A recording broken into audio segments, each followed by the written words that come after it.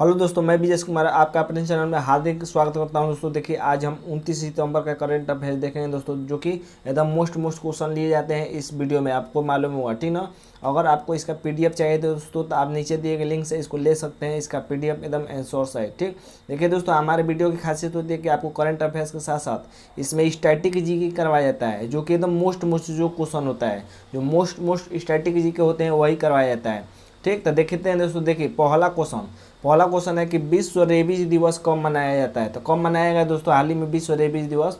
तो विश्व रेबीज दिवस हाल ही में 25 सितंबर को मनाया गया है। याद रखेगा कि विश्व रेबीज दिवस कब मनाया गया है। तो ये 25 सितंबर को मनाया गया, ठीक ना। देखिए दोस्तों, ये रेबीज किसके काटने से होता है। तो कुत्तों के काटने से होता है। कुत्तों के काटने से क्या होता है, ये रेबीज होता है, ठीक ना। देखिए दोस्तों, हाल ही में 14 सितंबर को मनाया गया है हिंदी दिवस। 14 सितंबर को हिंदी दिवस मनाया गया, याद रखेगा। अब विश्व हिंदी दिवस पूछे तो विश्व हिंदी दिवस 10 जनवरी को मनाया जाता है। 10 जनवरी को विश्व हिंदी दिवस, ठीक ना। 8 सितंबर को दोस्तों हाल ही में साक्षरता दिवस मनाया गया। साक्षरता दिवस हाल ही में कब मनाया गया, तो ये 8 सितंबर को मनाया गया है, याद रखिएगा।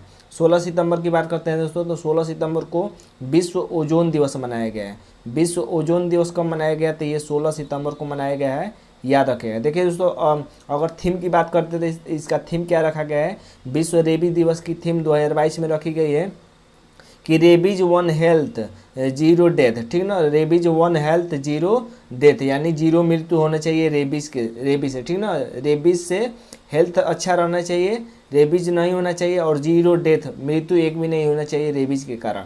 देखिए दोस्तों, अगर बात करते हैं जो हिंदी दिवस मनाया गया, देखिए अगर पूछे दोस्तों कि मूल संविधान में कितनी भाषाएं थी, तो 14 भाषाएं थी। वर्तमान में कितनी भाषाएं हैं, 22 भाषाएं। एकदम मोस्ट स्ट्रैटेजी के हैं दोस्तों, जो कि किसी भी एग्जाम को एकदम छोड़ कर नहीं आना है। अगर आ जाएगा तो एग्जाम में आ जाएगा तो छोड़ कर नहीं आना है, क्वेश्चन एकदम फोड़ कर आना है, ठीक ना। तब वर्तमान में 22 भाषाएं, कितनी बढ़ गई, 8। तो ये 8 भाषाएं कौन कौन बढ़ी हैं, देखिए। 21वें संविधान संशोधन के द्वारा 1967 में सिंधी को जोड़ा गया। 71वां संविधान संशोधन 1992 के द्वारा नमक को जोड़ा गया। नमक से याद रखेगा कि नमक से नौ से नेपाली, मणिपुरी और कोंकणी, ठीक ना। अब 92वां संविधान संशोधन 2003 के द्वारा बर्ड मास को जोड़ा गया। बर्ड मास जो कि हमारे मैथ जो पढ़ते हैं तो मैथ में एक ट्रिक होता है बर्ड मास। तो बर्ड मास से याद रखिएगा बोडो, डोगरी, मैथिली, संताली, ठीक ना। देखिए कितना मोस्ट है। अगर पूछे दोस्तों आपसे कि भाषा के आधार पर गठित होने वाला पहला राज्य कौन था, तो देखिए दोस्तों ये एग्जाम में भी पूछा गया है, ठीक ना, कि भाषा के आधार पर गठित होने वाला पहला राज्य कौन था, तो ये आंध्र प्रदेश था, ठीक। देखते हैं दोस्तों आगे। देखिए अगर पूछे आपसे कि साइन लर्न स्मार्टफोन ऐप किसने जारी किया है, तो किसने जारी किया है दोस्तों, तो हाल ही में केंद्र सरकार का मतलब कि भारत सरकार ने हाल ही में साइन लर्न स्मार्टफोन, यानी साइन लर्न नाम से एक स्मार्टफोन जारी किया है। देखिए दोस्तों, इसका उद्देश्य क्या होगा, देखिए साइन SIGN, साइन का मतलब क्या होता है दोस्तों, साइन का मतलब संकेत होता है। क्या होता है, संकेत, यानी कोई भी संकेत वाली जो चीज़ पढ़ाई होती है, संकेत वाली जो गूंगे बहरे पढ़ते हैं, ठीक ना, तो उसको इस स्मार्टफोन में अध्ययन करवाया जाएगा। लर्न मतलब सीखना, सिखाया जाएगा, ठीक ना, इस स्मार्टफोन ऐप के द्वारा। तो साइन ऐप किससे संबंधित है, संकेत पढ़ने से, ठीक ना, इस तरह याद रखिएगा।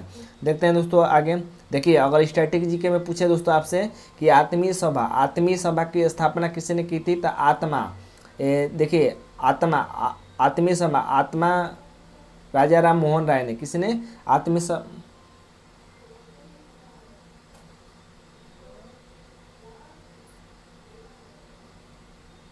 सभा की स्थापना किसी ने की थी, तो राजा राम मोहन राय ने 1815 में की थी। द मोस्ट है आर्य। देखिए आर्य लोग क्या होते हैं, दयावान होते हैं। तो आर्य समाज की स्थापना दयानंद सरस्वती ने 1875 में किया था। राम, देखिए राम का चरित्र क्या है, विवेक है। तो राम का विवेक चरित्र है, ठीक ना। तो रामकृष्ण मिशन की स्थापना विवेकानंद ने की थी 1897 में, ठीक ना।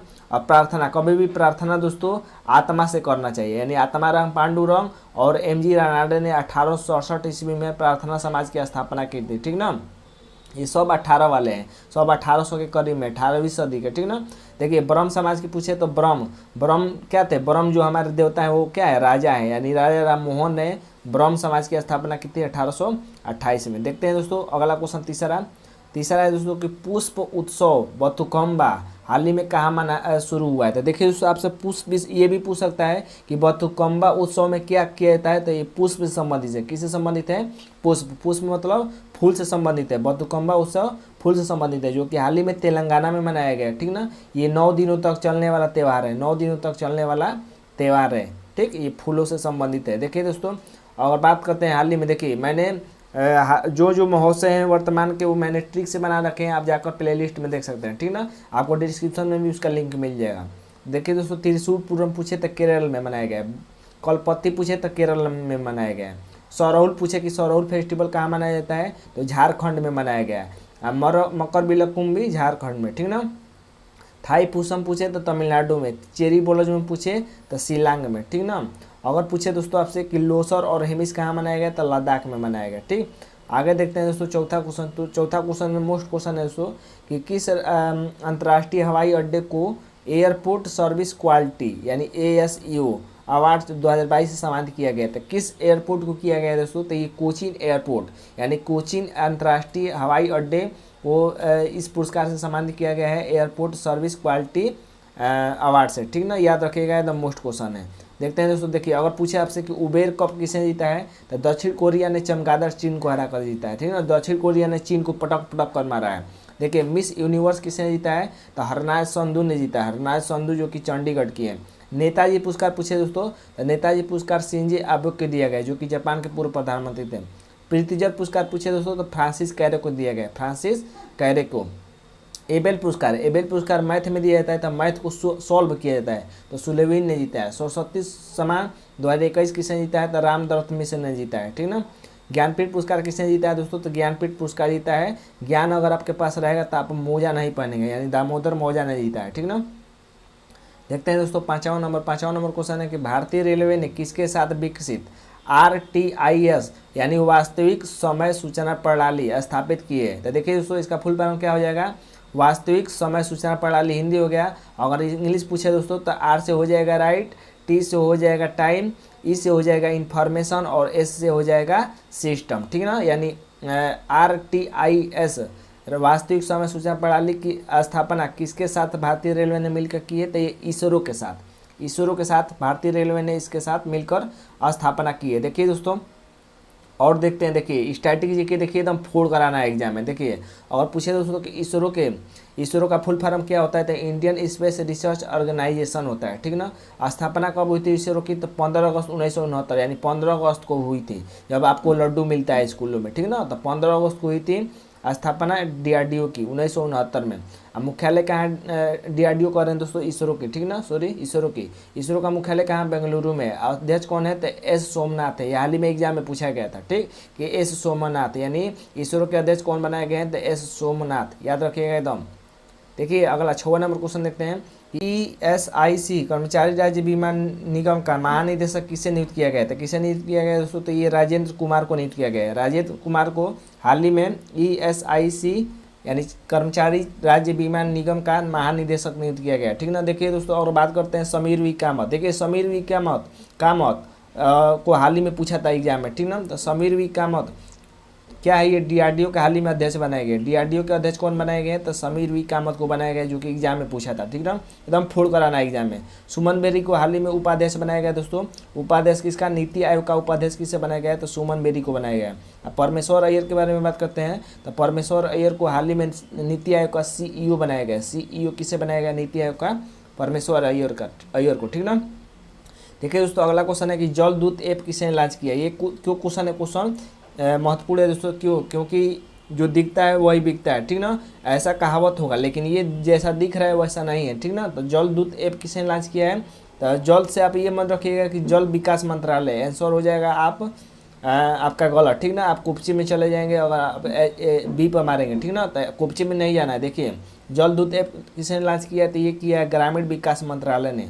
ग्रामीण विकास मंत्रालय ने जल दूत ऐप लॉन्च किया है। ठीक ना, देखते हैं दोस्तों, देखिए स्टैटिक जी के एकदम फोड़ कराना है। अगर पूछे दोस्तों कि संविधान सभा से, तो संविधान सभा की पहली बैठक कब हुई थी, तो ये 9 दिसंबर 1946 को हुई थी। 9 दिसंबर 1946 को। इसमें क्या हुआ था, तो अस्थायी अध्यक्ष बनाया गया था सचिदानंद सिन्हा को। दूसरी बैठक कब हुई थी संविधान सभा की, तो ये 11 दिसंबर 1946 को हुई थी।